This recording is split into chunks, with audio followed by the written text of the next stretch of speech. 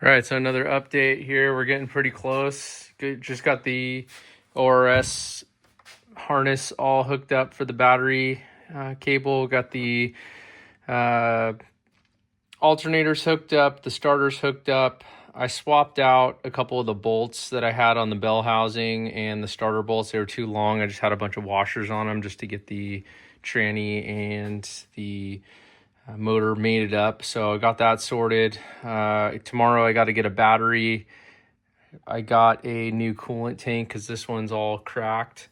Got the triple core radiator in.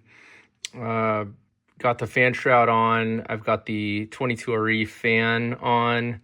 And so the fan clutches from the 3RZ though. Just filled it up with coolant, just filled up the power steering. I still need to get an oil drain plug before I can fill that up.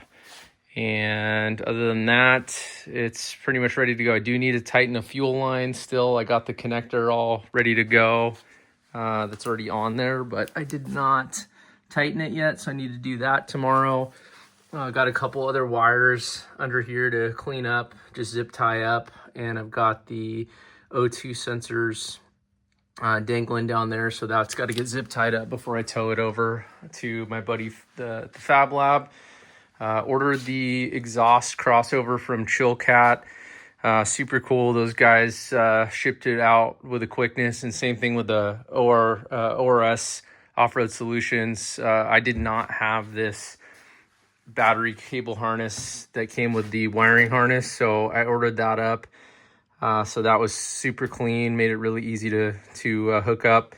I've got a bunch of stuff to connect to the battery tomorrow, so I'm going to sort that out.